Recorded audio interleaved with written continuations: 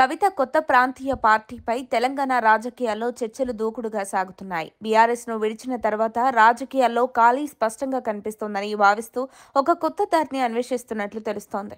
ప్రస్తుతం రాష్ట్రంలో రెండు జాతీయ పార్టీలు కాంగ్రెస్, బీజేపీతో పాటు బీఆర్ఎస్ మాత్రమే ఉన్న నేపథ్యంలో మరో ప్రాంతీయ పార్టీ రంగంలోకి వస్తే రాజకీయ సమీకరణాలు పూర్తిగా మారే అవకాశం ఉందని పరిశీలకులు చెబుతున్నారు. దక్షిణ రాష్ట్రాలను చూస్తే ప్రాంతీయ పార్టీల ప్రభావం ఎంత బలంగా ఉంటుందో స్పష్టమవుతోంది.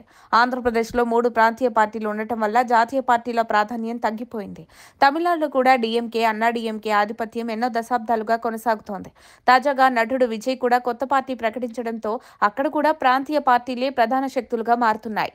ఈ పరిస్థితుల్లో తెలంగాణలో కాంగ్రెస్ 2 సార్లు ఓడి తిరిగి అధికారంలోకి వచ్చినప్పటికీ బీజేపీ ఇంకా అనేక ప్రాంతాల్లో స్థిరపడలేకపోయింది.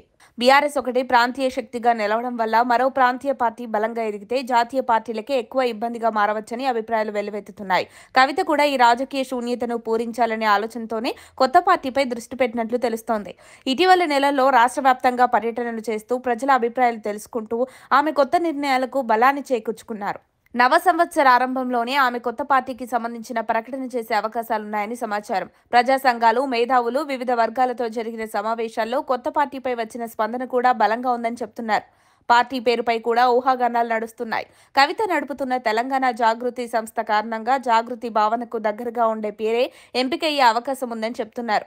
ఇప్పటికే పార్టీ రిజిస్ట్రేషన్ కోసం ప్రయత్నాలు మొదలయ్యాయని, ప్రజలకు తక్షణమే గుర్తుపడేలా తెలంగాణ స్వరూపాన్ని ప్రతిబింబించే పేరునే ఖరారు చేసేలా చర్చలు జరుగుతున్నాయంటున్నారు. కవిత లక్ష్యం 2028 అసెంబ్లీ ఎన్నికలకే నేరుగా బరిలోకి దిగడమేనని తెలుస్తోంది. అంతవరకు జరగవచ్చిన స్థానిక సంస్థల ఎన్నికల్లోనూ, ఉప ఎన్నికల్లోనూ పోటీ చేయకుండా పార్టీని క్రమంగా బలపరచడంపై దృష్టి పెట్టాలని ఆమె భావిస్తున్నట్లు సమాచారం. మరిన్ని అప్డేట్స్ కోసం మా కాయ్ టీవీని సబ్స్క్రైబ్ చేసుకోండి. మా వీడియో కనుక మీకు నచ్చినట్లయితే లైక్ చేయండి, షేర్ చేయండి. మీ విలువైన అభిప్రాయాలను కామెంట్ బాక్స్లో తెలియజేయండి.